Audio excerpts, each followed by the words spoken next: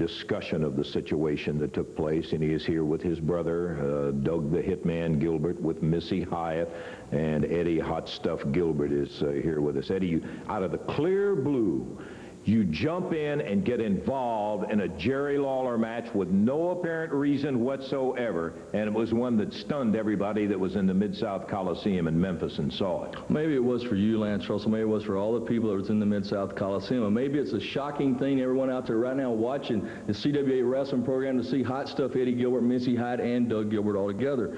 What I like to dwell on here and explain to everybody, when I was a little boy growing up, first of all, and I'm not trying to make Jerry the King Lawler sound old, but when I was growing up, Jerry Lawler just happened to be my idol. I'd always want to grow up and be just like Jerry the King Lawler. And as I was growing up, and more that I got older, and the more and more it got closer and time came for me to be a professional wrestler, well, then I started realizing for me to be the king like Jerry Lawler, I'd have to beat the king. Well, in 1984, I had a little change of heart. I decided to go against the fans, and I went against them and became the international heavyweight champion in this area. And then, in 1985, I finally climbed that ladder to the top to finally have to wrestle the king of the area, Jerry Lawler. Well, in a very important match in this area, Jerry Lawler, with the help of all the referees and all the fans, did something to me that I've never forgotten. In 3 years' time, Lance Russell, I've had to live with this. I've had to lay awake at nights, not being able to sleep, the pain, the agony of defeat from Jerry the King Lawler. Something that you just can't wipe out. Because, see, Jerry Lawler came in this area. He knocked the top man off Jackie Fargo. Well, Hot Stuff Eddie Gilbert came into the area to do the same thing that Jerry the King Lawler was, knock him off the top and become the new king of this area. Well, it got ruined in the meantime.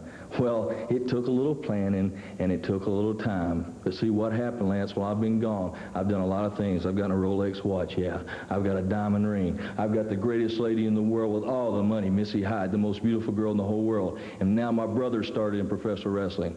And I've got friends. And finally, after 3 years' time, it took 3 years, but the time finally came. You know the old saying, good things come to those that wait. And it finally did in Memphis, Tennessee. Well, let's let the rest of the folks around the area know exactly what those good things were. I'd like for you to see a match. It was between Jerry Lawler and Tommy Wildfire Rich, in which Eddie Gilbert became involved. Take a look.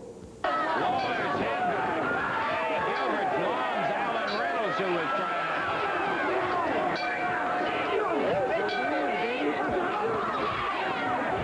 Eddie Marlin jumped by Tommy Rich.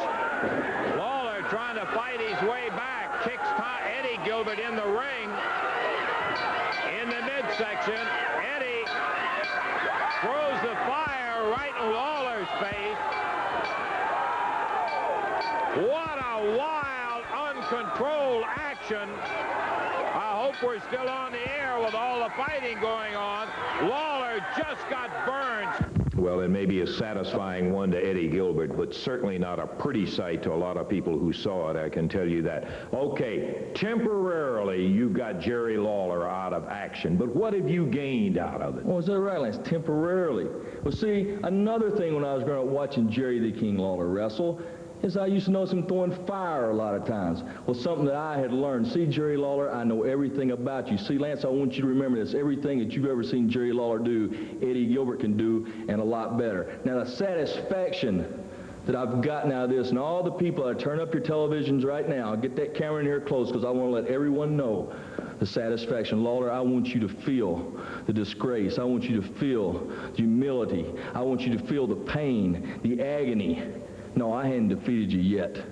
You've been burnt. You've been hurt. That eye is hurting you right now. You don't know whether you're going to be able to see clear anymore.